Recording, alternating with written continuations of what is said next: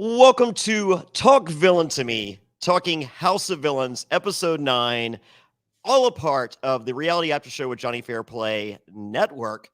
We're joined again by Jenn Hoffman, back by popular demand. We can't get rid of you. Hi.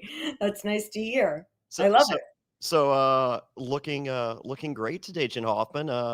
Is this just for the podcast, or you have special holiday plans? No, this is totally accidental. My hair was up in a messy bun, took it down, and it came out looking luxurious, surprisingly. I thought I always have my oh fuck, I haven't, washed my hair. It's been in a bun beanie ready to go, but didn't need it. Threw on a little lipstick and that's all it takes, ladies. A There messy you go. bun taken down well and some lipstick. Yeah, Or gentlemen, I'm sorry, Bobby, anyone else who needs uh who likes beauty tips. Well, Bobby does recognize as a single rich white female. We've established Yes. that, so I Which I feel that there was no harm, no foul there. Uh, his behavior, absolutely, that checks out. can we talk about the makeup on House of Villains? Are they killing it or what? Yeah, I can't tell who like everyone looks so flawless Yeah. So that I was like, they have them in hair and makeup, and I was like, they're no, no, doing no, no, no, no, no. It was up to the villains themselves to bring, if they chose to, a glam squad. So okay. Omarosa, Tanisha, Bobby, and New York had a glam squad on set. Okay. I would want one too, especially when I think about being on The Apprentice, and there you're like rushing to do everything like crazy and whatever, but Trump only picked, for the most part, women he felt were attractive. So there was incredible pressure to be attractive on that show while you're rushing around to do tasks. And That obviously tracks. they don't provide shit, so I'm in there, doing my makeup.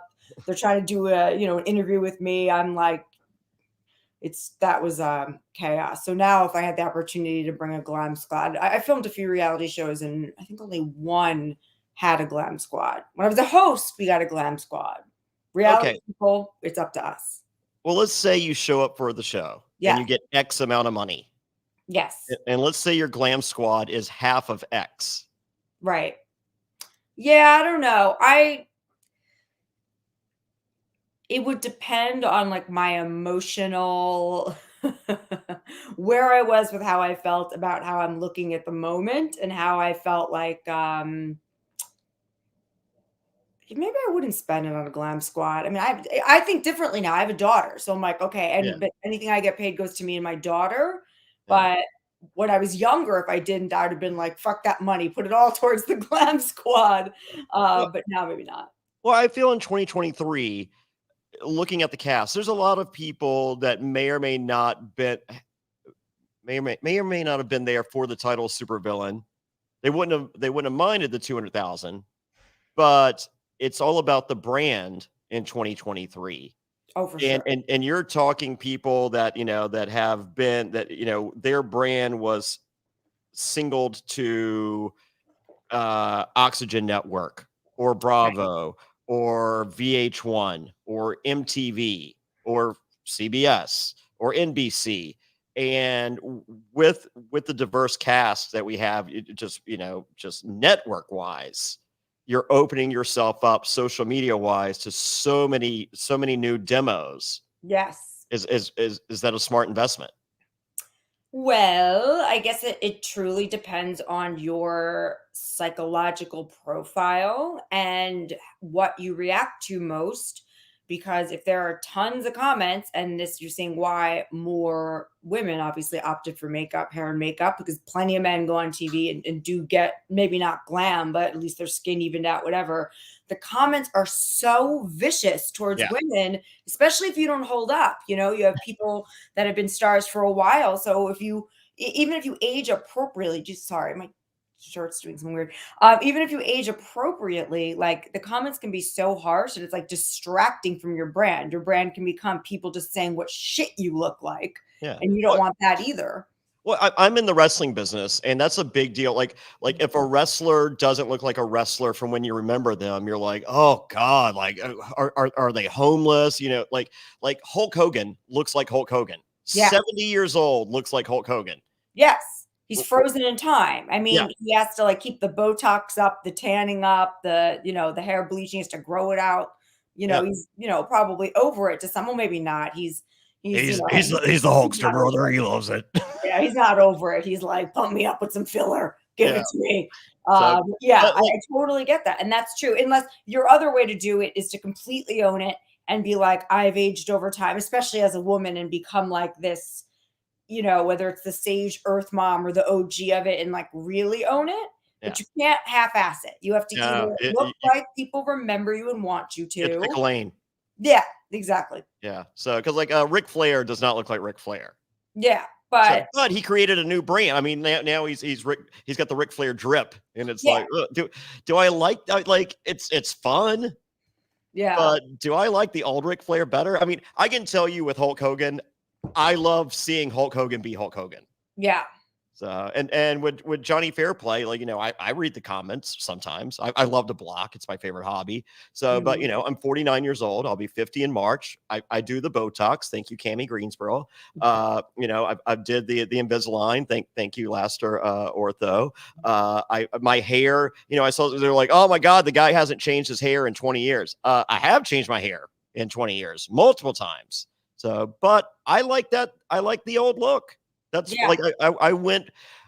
This was House of Villains was my 20th anniversary of my first time ever on television with Survivor Pro Islands, and I wanted to do a throwback to that, and I love it. No, I understand it completely. Wanting to look like yourself, I look completely different all the time without trying it. People will be like, "Are you the same girl?" Like my face without anything. Like right now, I don't have any Botox. I do get Botox. It's just been a really long time, so I'm not Botoxed up or anything like that, but like I change so naturally. Like I look like such a different person. Like every decade there's like a different incarnation of me that I couldn't keep the same look. But I obviously want to look still like I'm not trying to let myself go from trying to be somebody who is also trying to be on TV presenting in some sort of way. You're killing it. Thanks. You're killing it. You're killing it. So no, Tanisha, the biggest comments I see they're like, oh my God, her makeup is always flawless. And I'm just like, yeah, if I had a glam squad, I'd be pretty flawless too. So, but good on Tanisha. I think for Tanisha, that was a brilliant investment for her brand. Before was the old lady in the house wearing what looked like a hospital gown, not even pajamas, clanking pots and pans, like cranky old, she looks much younger now than she did all those years ago. So she looks great. The glam squad's definitely a good investment for her. She looks fantastic. Omarosa. Yeah. And New York just looks like New York, which is always just over the top. This is what's crazy. I always thought New York was older than me. And when I Googled her and saw that she's 3.5 or 3 years younger than me, I was like, what? Like, I was like, it's not that I thought that she was old. She had a mature look for when she was young. For sure. Like, I didn't realize she was that young when she was filming the first Flavor of Love and then I Love New York. And I was like, oh my God, she was at the same age. I think I was 25 or 26 when I did The Apprentice. It was kind of the same, but she just looked older. Like I thought she was like in her 30s then. Yeah. And it's not that she looks terribly old now, but she just always has looked like an older woman, like she just had a maturity to her, yes. So just, I think her presence more than anything else. I mean, it is a dominating presence. Yes. So, which you would not expect from a 25-year-old. No, not at all. She never came across to me as 25. I thought she was one of the older chicks on the show during then. And when I look and see, she was actually one of the younger ones. I'm like, oh, okay. Didn't look old. Like, just like I said, is exactly what you said. It was just because she was like, I'm New York. Fuck that. Look, I'm a New Yorker too. It ages us. Yes. So there's that. So, well, I'm going to be a couple places, and actually, I take that back. I'm going to be I'm going to be in. Tomorrow night, I'm going to be at Bryson Wendell's Survivor event. So check out Bryson Wynn Presents across all your socials. You'll see that. And then the following night, that's this Thursday night, folks. Boom! Watertown Whiskey Presents. That's right, Watertown Whiskey. Keep putting your flyers up. I'm refilling my iced tea, but that's going to be a good one. That thing at Jack's.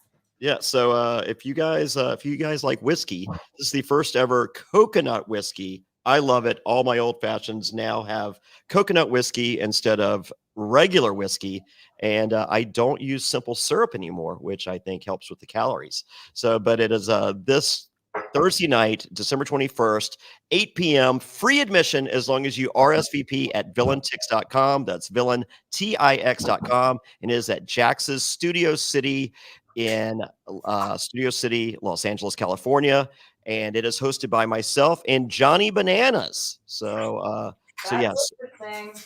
So, also, if you'd like to do a VIP table, which I strongly suggest, go to events@jaxsbar.com. That's events@jaxsbar.com. It's the that's right, finale for House of Villains Season 1, hosted by myself and Johnny Bananas. Frenemies. That's why I was like, that's interesting. Co-hosted by some frenemies there. I mean, I know you guys in real life still talk and stuff, but on the Well, show, I was about to say, are we frenemies at this point? Because so last time we chatted, you're just like, like you appear to be honest in saying that you did not fire the first shot with the nomination of Bobby Lights.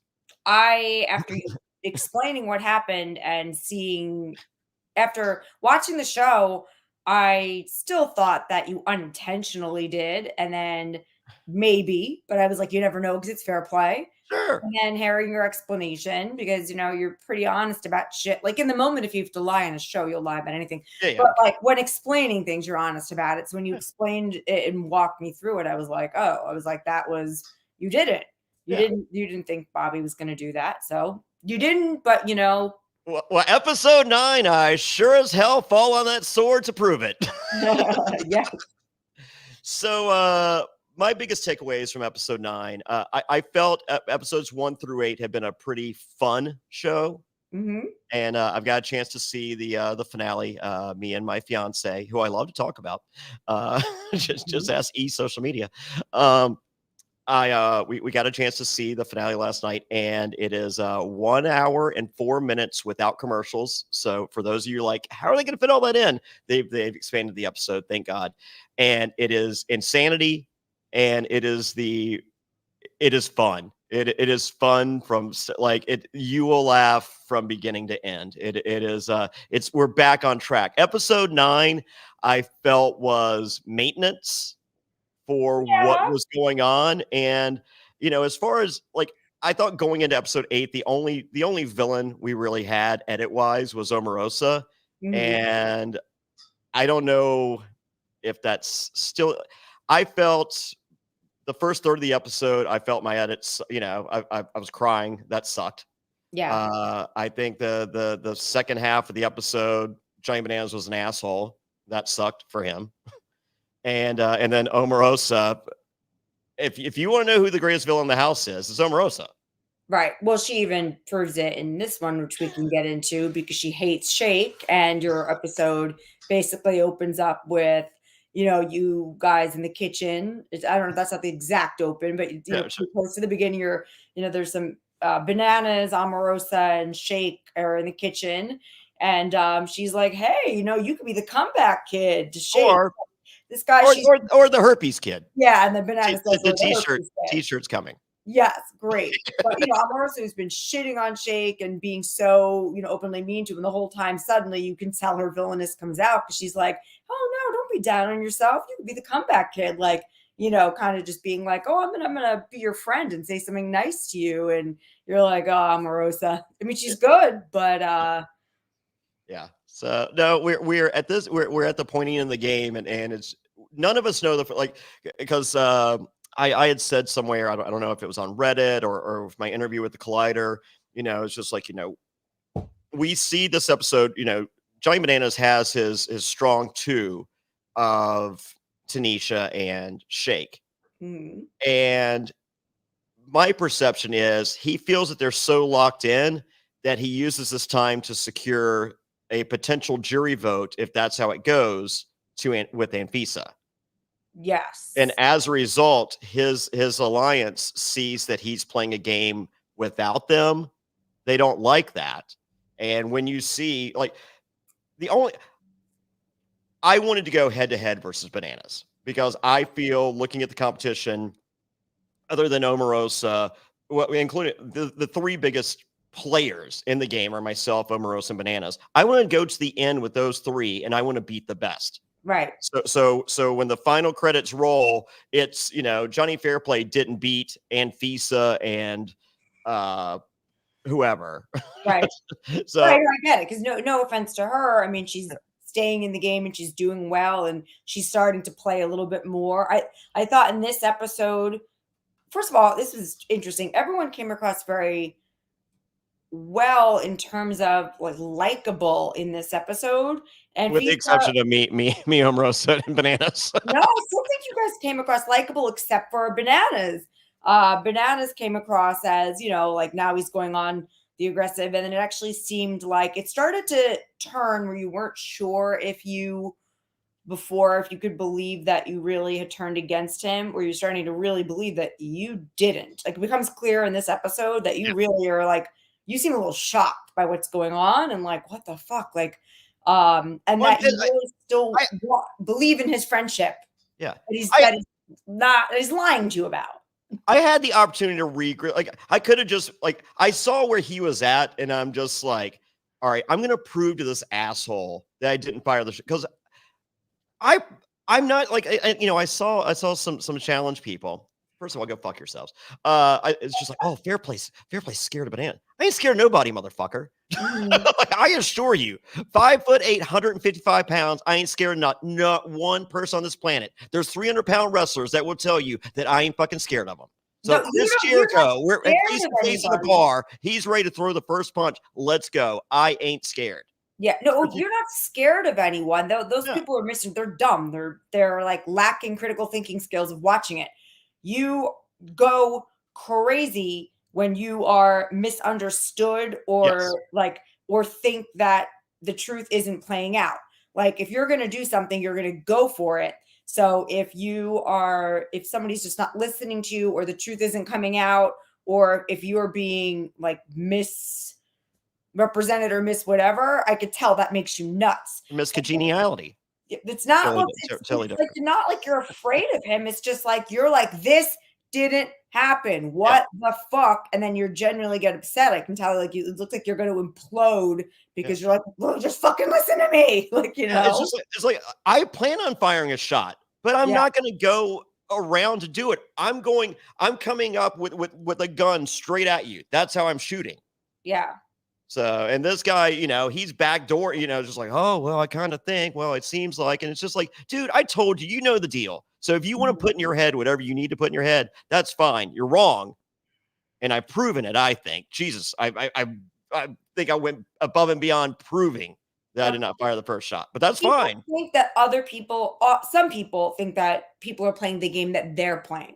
Yeah. So because Bananas is going around telling people this and that and being dishonest, he's assuming that that's what you're doing. Yeah. People have a lot of trouble seeing past their own villainy or their own, whatever they're willing to do. If someone's willing to lie or say, or play dumb or do whatever, then they are assuming that is what you're doing. And that's what you're willing to do. So like a projection of what he's doing is what he's putting on you.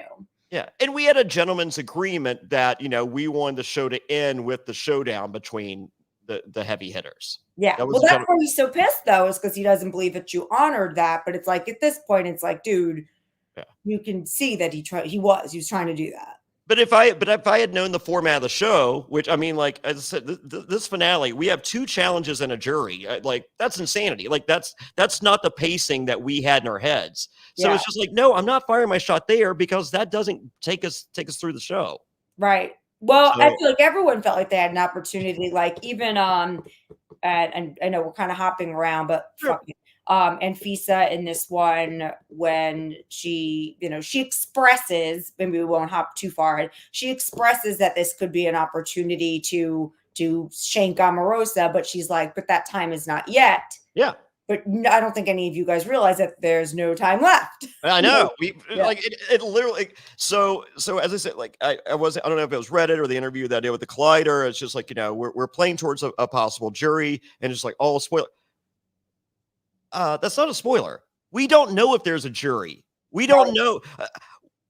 I'm willing to bet dollars to donuts. It doesn't end with us running TJ's final to determine who wins this thing. Okay. Yeah.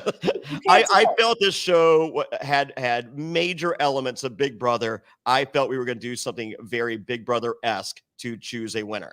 That is more my wheelhouse than Johnny Bananas' wheelhouse. So because Johnny Bananas is sacrificing, well, number one, his number one was me. He's fucked that up. Yeah. That's off the table. So his number ones he's counting on are him and Tanisha.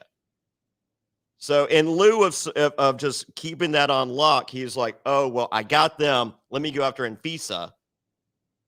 I'm not wasting my time on that one potential jury vote. Right. And where's Shake in all this? Because you kind of can't tell. He seems like very attached. Shake was right there. So Shake is watching. Shake and Tanisha are watching Bananas go after that Anfisa jury vote, and I'm pointing out that Bananas is going after that, and they don't like it.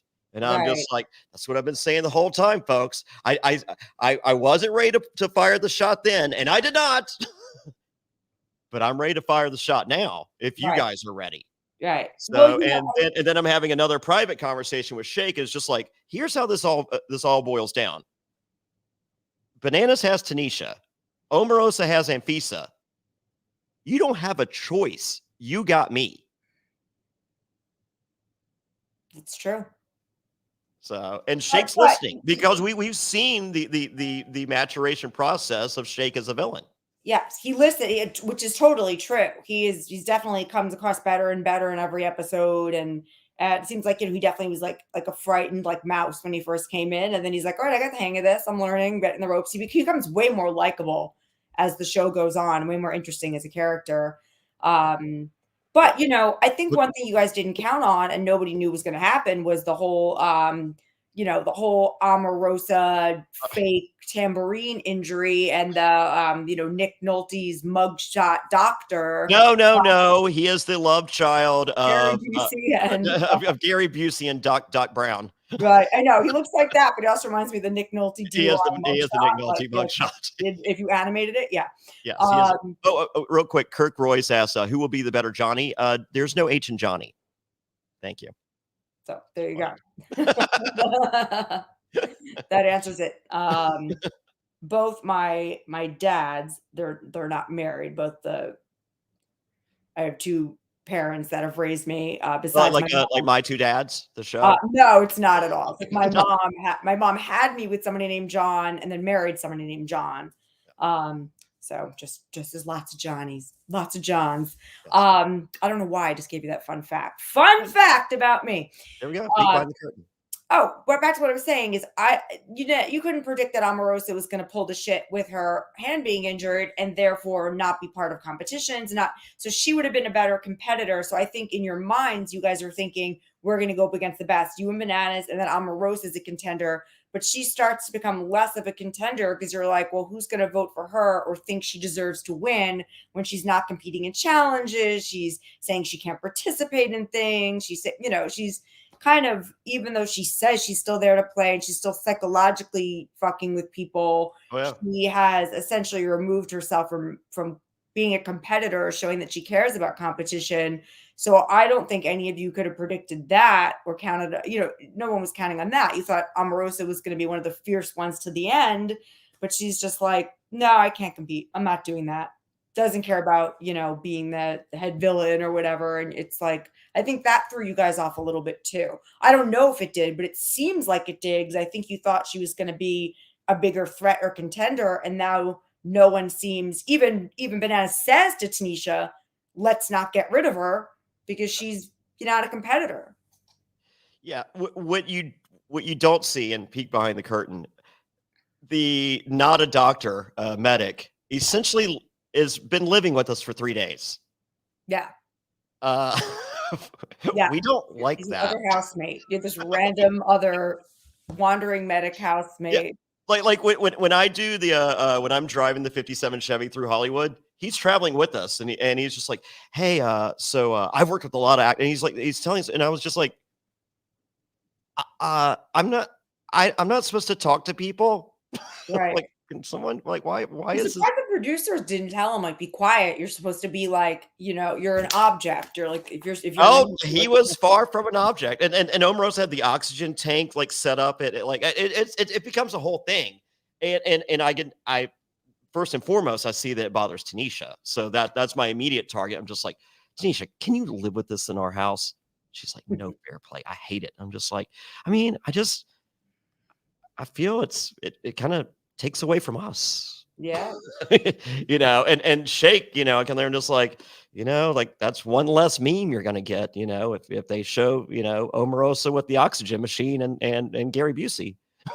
You're doing your little magic, working on people's emotions there. Oh yeah. So and then the bananas with Anfisa. I'm like, great. I was just like, hey, you guys see this? You guys see your number one. Right. Yep. So I see. playing Bachelorette over there. I So get it. you already played Bachelorette one time. I don't know. It's this episode was such a disappointment for Shay because that first challenge he was about to win and Fisa screws him over so he doesn't win. You got that feud. So, and we knew that we knew that was her goal, but we didn't know if she could achieve that goal. But we were aware that that's what was happening there. So then it's me versus Bananas one-on-one. I'm beating Bananas. Right. I saw that. I assumed you won. And then it turns into 3-on-1. So I'm going. So you have Anfisa playing defense against me. You have Tanisha playing defense against me. Bananas playing defense against me. Bananas playing offense for himself, and Tanisha was getting Bananas balls in too. Right, and you see the counter going up. Like you guys are both at 18. You're both. He won by it was either 1 or 2. Me versus 3. Yeah, but I thought he was the GOAT. Right. But he can barely beat Jonny Fairplay in a leaf blower contest without 2 other people. Yeah, that was interesting. I was like, oh, I actually, when they were like, the winner is, I thought they were going to say you. I was prepared. Oh, God, that would have. So it's fine, though. I'm not changed. Like, I love this show from start. Once again, the finale is beautiful. So I would not change a thing. So I think I think everything happens for a reason. Yes. Well, I think it's good that you guys didn't know how things were going to play out because you guys came in with your little plans. You came in thinking you knew it was going to happen. You didn't realize how they were going to film the episodes or, how, no, we severely misguessed the pacing of the show. Yeah, which is great because then it threw off everyone's plan, which is like the best thing you can do to seasoned reality people, especially seasoned competitors, is throw them off. Don't let them know what's going to happen. Make them assume what's going to happen, and have it not be true. Yeah. Well, I think I would have the first third of episode 9 would have been completely different if I were aware of the format sheet. Yeah. Right. Well, I think they maybe did that on purpose just so they could kind of have you guys more in a tizzy because when you have people that are relaxed in a competition environment and are used to it and know what's going on, the producers, one of the only tools they have is the element of surprise because you guys were you're not fazed by anything. So well, at least 3 of us are not fazed. Right.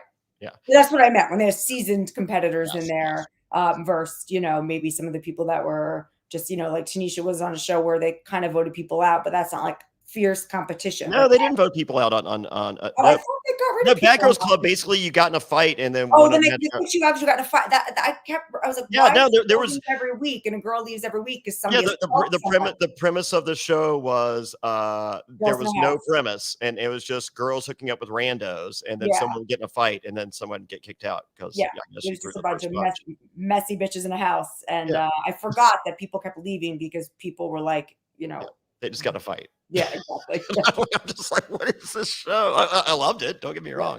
So, okay, Kurt, you bring it up. I'm not scared to talk about the fart in the face. Once again, not a great edit for Giant Bananas, I think. And some people like sophomoric humor. That's great. I thought Giant Bananas turned into frat guy Johnny Bananas, and not the guy that we've liked the last couple of times we've seen him on the challenge, but that guy from like 10 years ago on the challenge. I could see that. I I think I went back and watched some old challenges, and a lot of the ones that are available are actually the older ones. Like, Sure. he looks a lot younger, still looks like Bananas, but like so much younger. Yeah. He's a And he kid. was like fratty then. No, Johnny Bananas still looks great. Everyone looks great now. I think he looks better now than when he was young. I think a lot of people in reality end up looking better 20 years later. Well, money in the wallet helps that. Yeah, yeah, that's true. That's true. This And he's got a really good source on clothing at Target, oh yeah, my God, that's so funny. courtesy of Margaret Gilbert. Margaret Gilbert. Yeah, that was hilarious. That didn't help his. It's funny, like Bobby Light is trying to paint him as a frat guy this whole time, like as just like a dumb frat guy, But we basically. don't see it because of the insanity that is Bobby Lights. Right, exactly. But then Bananas kind of ends up playing into the frat guy thing. And by the like, oh, come take a ride with me, on the Swan with Anfisa. They don't show he pushes Bobby Lights in the pool, and Yeah. and Bobby Lights is wearing $2,500 Dolce & Gabbana slippers, and Bobby Lights is furious and throws a grill brush and misses Banana's head by 4 inches. The Yeah. same amount of space that the tambourine missed Omarosa. Allegedly, I don't know. Apparently, I'm not allowed to say anything about that. That's crazy. It's I did an interview with Collider. They're just like, That's so weird because I think it's gone legal. Potentially. Of course, Omarosa is going to take it to like the nth degree, but like there's cameras. Like a tambourine unless there's like an alternate universe. And then they measure 4 inches. Like this thing did not hit her. Plus, she is the one waving around and going crazy. Hey, that doesn't matter. Trust me. I've seen enough civil litigation. It doesn't matter who instigates anything. Yeah, no, I've been involved in some litigation like that too. So in the end though, they will pull out all the evidence that they can. So we'll see. My pullout game is horrible. Well, Omarosa's probably looking for some sort of settlement or something, just because that's how they weigh those things out. The network or whoever production is like, how much are we gonna have to pay in legal fees to fight her versus what check could be cut her to not have to fight in court. Sure. Lawyers are expensive, so I have Omarosa. She's just about to get all of her legal stuff finished. She was in law school throughout the filming of House of Villains, and I have a television matter out has nothing to do with House of Villains that she's taking care of for me after that. So wow. I'm very excited to have Omarosa represent me. That's very exciting. I can imagine she being fierce at doing that. I mean, she's smart, you can't take away that she's very, very smart. But all right, now we have Omarosa Esquire. Okay. Yeah. So I mean, par for the course. So yeah, the farting thing, not appreciated. So just so dumb. Yeah. And for the record, like everyone's like, oh, you were crying. Those were sound effects, people. So there will be lots of sound effects on the finale as well. And there's been sound effects throughout the show that are added after in post. They do that on all the shows. They did it on The Apprentice too. Well, we especially, I mean, like there's a hilarity to the show. I mean, the fact that there's not a laugh track is shocking to me. Right. Yeah. Yeah. They totally forced. Well, actually, we did have a laugh track on the comedy. Oh, right. So yeah, we even had a laugh track. Yeah. I mean, this show, the House of Villains, one thing I love about it, besides the fourth wall being broken and that they actually have these like big villains in the house together, which finally they did, is I love that there's like a camp element to it. It's kind of camp. Yes. I don't mean camp like going camping to people. I mean like camp as in like the campiness. Yes, there's campiness to it, which is really great. So of course you get the sound. So to say, even on regular reality show, they add sound effects and they add tears that aren't really there. Or if you cried in another scene, they might take that crying and put it in another one. So imagine on this one with the liberties that they're going to take. Yes, no. So it was fun. So I will say, so we got about a third of the episode that's not optimal for me. However, the next morning, I remember that night, having a phone call with my fiance, and I'm just like, okay, here's where I'm at. And so the next morning, 8:30 a.m. interview, confessional time. And they're like, Johnny, what you got? And I had Katie Gallagher from Survivor across from me. And I go, allow me to reintroduce myself. My name's Jonny Fairplay, and I don't play fair. And from that moment, they're like, follow this kid wherever he goes. And for 24 hours, like a camera never. And so I did my damage with Tanisha. I did my damage with Shake. I solidified the stuff with Omarosa. Even though we're both on the hit list, we both agreed we're not saying anything bad about the other, even if I might. Right. So, and Fisa, there's no reason to waste any time there and at the end of that the end of the 12 hours of filming, I go for my final confessional, and, in production, it's not Katie at this time, because we're on, and they're just like, we've been watching you. You just gave a master's class on reality television. I was like, that's what I do. So I'm like, when he, as soon as he locked in that hit list, thank you. Gloves are off. I've been asking for Johnny Bananas versus Jonny Fairplay this entire time. I just want it at the end so we can maximize good television for you people. Right. Okay, we're good. Here's the pointy in the game. Boom. Fairplay versus Bananas. This is what I want. I think there's a lot of people that want the same thing, and there's plenty of people that don't want that. But you don't watch competitive reality television. The people that don't want that don't understand what this matchup is. Right. For people, it's just like, I wouldn't mind Anfisa versus Shake. Okay, well, in a different fucking multiverse, that sounds great. But for anyone that's followed reality TV for 20 years, that's not the matchup that people have been waiting 20 years for. Right. Yeah, that's true. There's two elements to it. First of all, people that are deep reality fans, which this is who the show. Look, the show can be for new people too, but if you're going to take people from other shows that have fans, people that have been watching them for 20 years and grow and develop, like, people do want to see those people go head to head. Yeah. So you're absolutely right about that. And the only way around that would have been for someone like Anfisa to have gotten in there and show that she's a real player and competitor, and jump in, and she I could haven't have seen that episodes 1 through 9. What? I haven't seen that episodes 1 through 9. She's she kind of makes herself like an NPC in a way. She's just kind of like, attractive and occasionally says something. But if a non-titan of reality wants to come in and make themselves somebody who the audience, as well as the old school players, want to take to the end or want to compete with or respect, then they have to come in and just like come in and know that they love the game, they love reality, they're here to play and make a huge impression. But she's just, she's a very attractive person, and she's just kind of been like, I'm just going to be beautiful around the house. So that's, why you guys are totally disregarding her. That might not have been the case. I know that you went in with the mindset, I want to go against Bananas, maybe Omarosa. Yeah. But I do the three, I didn't know if it was the final 3, final 2, but yeah.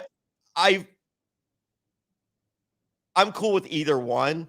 Yeah. But I feel if it's a final 3 showdown, and if it goes to final 2, or if it just ends in final 3, that's what I want. Right. So and maybe that's greedy of me, but right. I've waited 20 years for this moment. So why can't I get what I want? Right. Well, this is I'm not allowed to wish it. Yeah, that's what I'm saying. This is you telling your point of view and saying what you want. Yeah. So that's what you wanted. There's nothing wrong with that. Like, everyone goes in with their vision of how they want something to go, how they want their legacy to be, how they want to win, how they want to play a game. And I think that didn't come in with that. Yeah, you are particularly attached to it. I don't think I love it. Yeah. Some of the other players are not very attached. You can tell they're not very attached to like the legacy or how they play the game or competition or a game at all. They just kind of wanted probably to be on reality TV again, which is totally fine. Yeah. Nothing wrong with just wanting to be on as much reality TV as you want, but then you are like very attached to like the outcome you want for this to be a real reality show, like competition, give the audience what they want. Like you're an entertainer, so you're like, let us entertain. Yeah. And there's so many people that are just like, oh, was Fairplay fake? Blah, blah. For the record, folks, I was given the opportunity during pickups to change the narrative and say, oh, that part was fake, that part was real. I don't do that. So, and I probably should. I just do real reality television because I love it that much, and I will never compromise on that. So, sorry. Sorry, not sorry. So, Yeah, I get it. But I feel like I think Omarosa accomplished all she wanted. I mean, if you don't think that she's the greatest villain of this show, then you must have missed a couple episodes, because she is the greatest villain of this show. Yeah, Omarosa's doing Omarosa. She's going in there. She's belittling people, and also making little deals and getting, invited on rewards, like Every reward. and she's, she got to be Omarosa. She got all the attention with the tambourine thing. I understand you guys now it's a real thing legally, but like she got maybe not. I don't know. I was just told, don't say what you don't know, and I'm just like, I don't know anything, I guess. So, like, I don't need a phone call and a trip to LA that won't be paid for. So. Yeah, I get it. But you're exactly right. She did what she accomplished. She made herself back in the limelight. She got a lot of airtime, and she came across the way she now owns, which is, a total villain. So, and smart. She doesn't want to come across dumb, and she's not a stupid woman. So Omarosa did Omarosa. So I guess winning in the end clearly isn't her objective, or else she would compete. She wouldn't say my hand, regardless of what really happened with the hand. If she's playing cornhole with the hand and everything after, she could make a decision to use a leaf blower. Yes. She doesn't give a shit, it seems like, about winning. I always say, accomplished enough. I always say winning a competition show doesn't always mean you won the competition show if your goal is just to be seen or to continue your brand in a strong way. Yeah. So and she accomplished the latter, yes. Very much so. So, and then as far as Banana's concerned, I think he shares a similar love to me. However, him winning means more than that absolute love that I have. Oh, for sure. So he's willing to fire that shot early out of fear. Like, I think if you pay attention to his verbiage, he is frightened of me on episode 9. Of all the people left in the game, he needs me gone because I'm the biggest obstacle between him and $200,000. Oh, I'd agree that it's funny if people are saying, oh, you're afraid of Bananas, because he comes across as more afraid of you the entire time because he's worried about you. The second he thinks that there's anything shaky, he's more worried about that collapsing. So it seems like you're more upset. You don't seem afraid. Yeah. You seem upset. I am. And he seems a little And I'm over once again. Once he drew that line, it's like, thank you. Whew. Yeah. Oh my God, I get to be Jonny Fairplay again. Sorry I took a time out to be your fucking friend, dickhead. Yeah. But that's gone. There's a good point. There's a difference between love of the game, like what it means to be a reality competitor, love of reality TV and the game, and love of winning. And it's very clear Bananas, and I'm not saying either one's better or worse. That's totally up to you. Two different strategies. Yeah, it's totally a different strategy. Or ethos. Yeah, exactly. And he is about, the love of winning. He's a competitor. He's there to win. He tunnel visions on winning. And you're there for the love of the game, which also means winning, but it's also via the love of the game. Doing the way that I dream and envision, because I just want it. There's no such thing as a perfect game, but I want to play as close to, like, at the end of the day, I want to win, and I don't want anyone going, but you didn't, but you but people are going to do that. I'm just like, motherfucker, I beat the best at the end. Yeah. But you also live in a fantasy land then, because you're in reality TV long enough to know that no matter what you do, even if you play a flawless game, even if there was a way to scientifically determine someone played a flawless game, people would still go, oh, but you didn't. Oh, but you did. Oh, I think I would kill my social media if I played if I played the absolute, but because I've already seen one flaw in this one, so my social media is safe, so we'll see how I do in the end. But I did so. But if I were to play a flawless game, I would destroy all of my social media forever. I'd be like, nope, ain't hearing it. I did it. Yeah, like that's it. Yeah. So That's how you you can donate to my Give Kids the World page. That's it. Bye. Yeah. There are a lot of you left. Yeah. There is, I don't know what, in my mind, I was trying to think, what are the producers going to do? How is this going to go down? Yeah. So, TJ's final. We're just gonna run TJ's final. It's 28 miles. Omarosa is very upset she's not a part of this. it would be hilarious if they actually recreated like their own goofy version of that, which was like all these ridiculously stupid, like Chuck E. Cheese style. We had that discussion. Yeah. So, yeah. I mean, it's so amazing. So I guess I can say this is potentially the final supervillain challenge, or potentially one of the final challenges. I'll say that. So I am a student of the game, and so I was going throughout the house looking at all the paintings and memorizing how many flowers were in this painting, what the verbiage is on that painting. There's a stencil. There's a different stencil in each room. I memorized the entire house. That's smart. I was thinking, I'm like, if you're in a house like Big Brother style game, that's a Big Brother staple. Exactly how many forks are left out on a table, how many statues of a dog are in the house. Like they're going to ask, and also the order of things. Like in what episode? Oh yeah, the Darkest Hour, all that. So yeah, Bananas. He would. Him and I were practicing that together. Who said what, and what order did things happen? The order of challenges. Yeah. But I didn't tell Bananas about the paintings and stuff. Right. And what would you? And oh God, of course not. So, but I caught Anfisa looking because Omarosa told her. Oh, got it. Got it. And we'll see if this even comes into play whatsoever. Yeah, it might not, but that's what you guys don't know. So that's kind of probably fun for the producers and fun, Oh no, they caught on pretty quick that what me and Anfisa were doing, but Bananas caught because like Bananas bedroom, it's the space room, and so they have the spacesuit, but there was a rabbit graffiti stencil on that wall. And then in the Corinne New York room beside that, there was a smiley face with X's for eyes. And so I would go into the room like I wasn't super happy with Bananas or whatever. And so anyway, so I go in his room and I'm just trying to confirm that stencil in my head. And he was like, "Fairplay, we're cool." And I'm just like, "Yeah, okay, got it."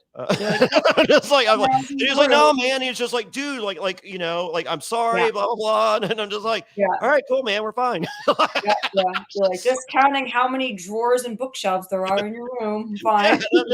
He's just like, "Dude, I'm sorry." And I'm just like, "Oh God," I'm like, "This is not the conversation I'm trying to have right now. I don't even give a fuck about you anymore." And I'm like, "All right, cool, we're great, thanks." So, but we'll see if that comes. But it was but whereas I'm sure Anfisa's running over the competition's order with Omarosa, I have to have Bananas for that because I know Bananas does that, but I'm not sharing either of those informations with, say, Shake and Tanisha, and neither is Bananas. Right. So they're not even realizing that. But then again, you don't even know if now the production is caught on. You don't know if they're not going to change their strategy. But they have the show like like right.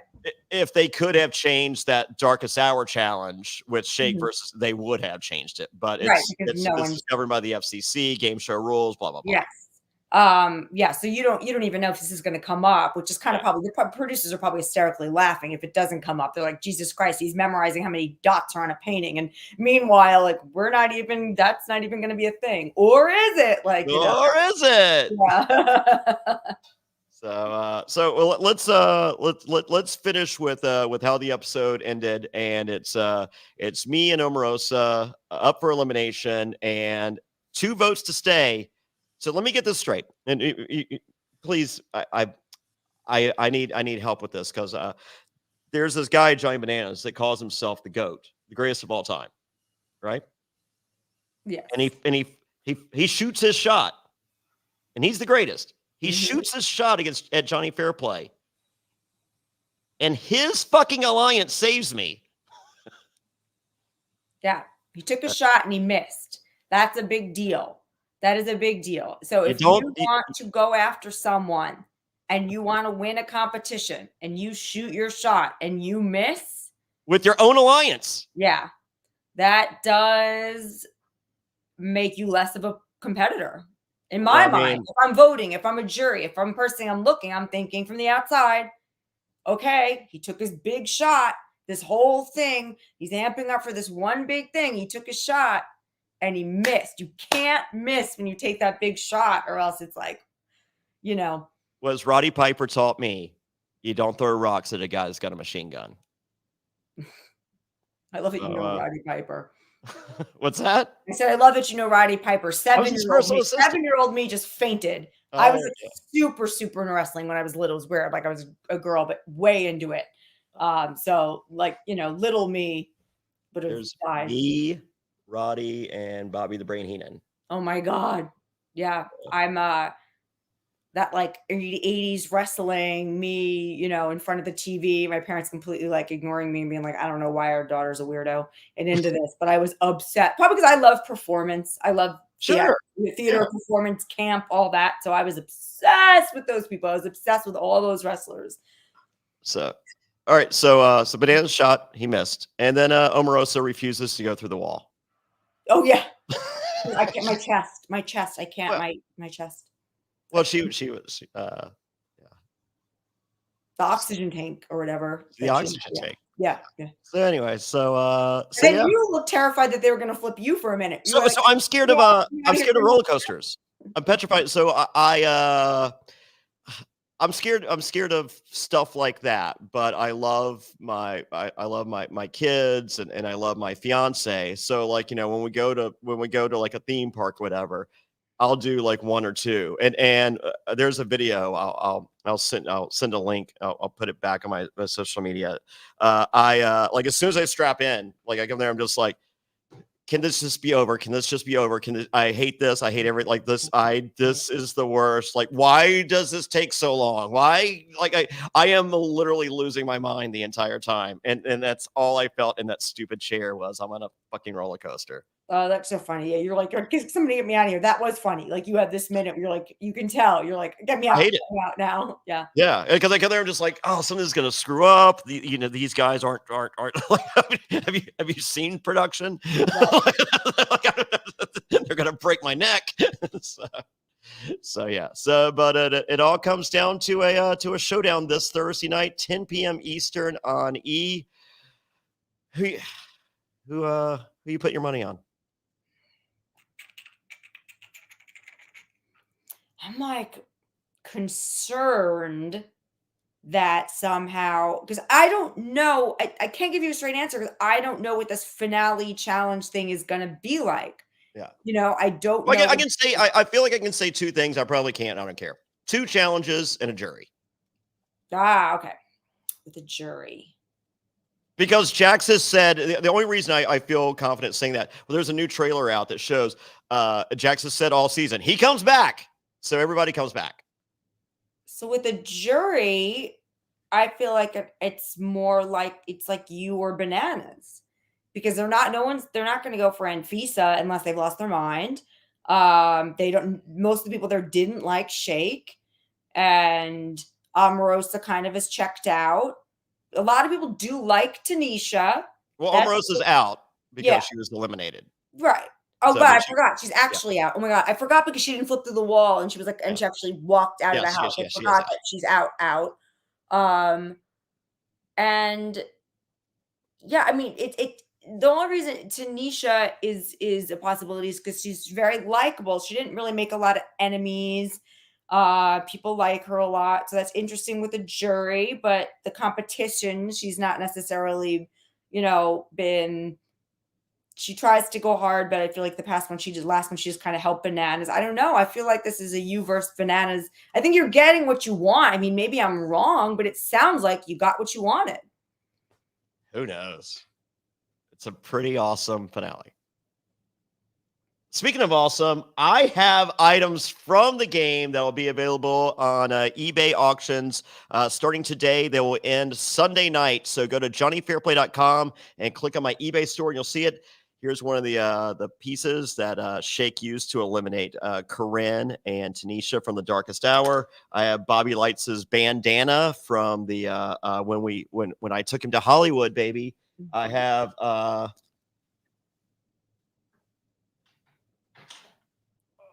sorry. I have my headband from the Blow by Blow. I also have Tanisha's headband and wristband from Blow by Blow. I have Omarosa's hammer and diamond from Your Toast. And more. So check out my eBay links to my eBay with all the auctions. Will be at johnnyfairplay.com, and portion of the proceeds will be going to Give Kids the World Village, of course. Very nice. Yeah, kind of cool. Yeah, I've been waiting all season for this. Yeah. No, this is exciting. Look, this is what you've been saying you wanted, and you're still here, and Bananas is still here, and there's a lot of people still here, which is kind of fun. You didn't expect. That's kind of fun when you don't expect something. I like when reality shows are a little unpredictable. Yeah. But I like how, you've been saying, I want this, this is what I wanted, and at least I don't know what the outcome's going to be, but you did get what you wanted. I did. Hold on, I have two other items. I forgot. I can barely show you this. One of the final two challenges. Ooh. And then I have a note from Bananas. So I'm going to put all that up on the eBay. Why not? So let's raise some money. All right. Yeah. So you were going through the house counting the paintings and stuff at first. Production probably at first was like, is he going to take some of this to auction it? Production's there with putting extra screws. Yeah, exactly. Before they realized that you were just doing it for a case of a challenge, they're like, he's casing the joint to auction everything off. Yeah. Oh my God, I have more. From the mask challenge thing, I was Peacock, and this is the ball. I might keep this. This is the ball for that allowed me to be in the competition to win my first individual daily challenge. So I might keep that one. Yeah, one little souvenir for yourself. Yeah, I'm sure you have a bunch more, but one important one for yourself. Yeah, I got plenty of shit here. So yeah. Anyway, Jenn Hoffman, where can everybody find you? At my Instagram, which is at Jenn Hoffman High, HI. If you still are on Twitter versus X, that is at Jenn Hoffman, and that's where you can find me. Awesome. So, well, next week we'll be talking. I'm in LA. I'm leaving tomorrow morning at 9 a.m. I got Bryson wins Survivor finale, and then Bananas and I are hosting at Jax's Bar. Jax's Studio City. Go to villaintix.com to join us. It is free. You just have to RSVP there. I suggest you getting a VIP table at events@jaxsbar.com. And yeah, this is we will be talking the magical finale next week. Yes, it's exciting. Oh, all right. So thank you, everyone. Click that subscribe button, and please go to johnnyfairplay.com and click my eBay deal to own a piece of television history from season 1 of E's House of Villains. Thank you, everyone. You're all wonderful, and let's manifest a Jonny Fairplay win.